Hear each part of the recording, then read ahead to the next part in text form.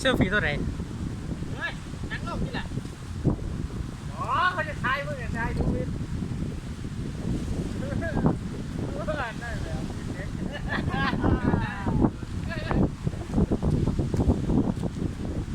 อะไรพวกมันแซนอัดวิดีโออ่ะเราถืออีกกล่องนึงเพื่ออะไรไปอัดไปเรื่อยๆนี่ๆแล้วมันตัดต่อจากกันได้แบบอันนี้ยูไซน์นะครับผมสวัสดีครับวันนี้เรามาเที่ยวหาดแสงจันทร์นะครับไม่ใช่ร้านเหล้านะครับเข้าใจผิดเดี๋ยวเราไปดูทะเลกันครับลงไปมีป้ายห้ามนะครับพอดีเลยตามมาท่านผู้ชมคลื่นแรงมากเลย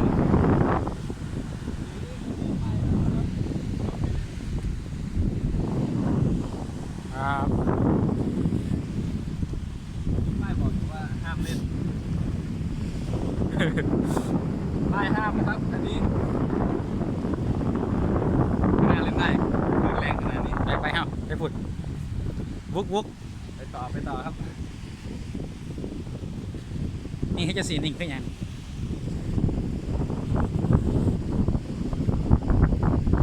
มาดูกันว่าคลื่นแรงขนาดไหนที่นี่ครับเขาไม่ให้เล่น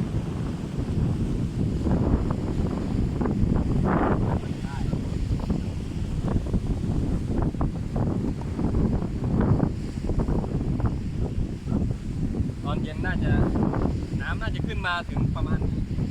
มีคราบน้ำมาเยอะเลยครับแห้งเหรอวะ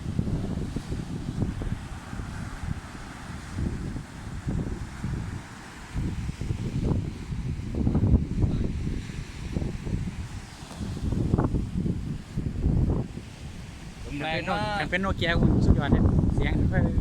ลมแรงมากครับท่านผู้ชมโอ้ยตอนนี้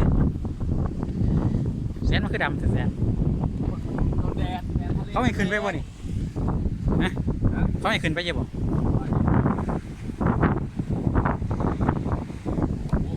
ขึ้นไปได้อยู่ไม่เบิ่ง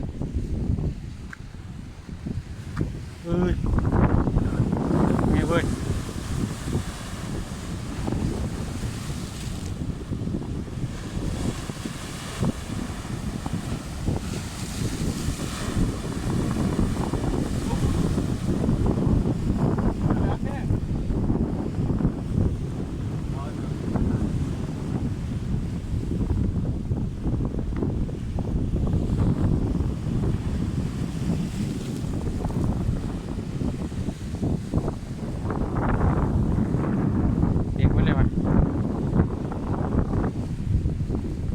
เอาเด็กหน่อยทั้งใดมายืนอยู่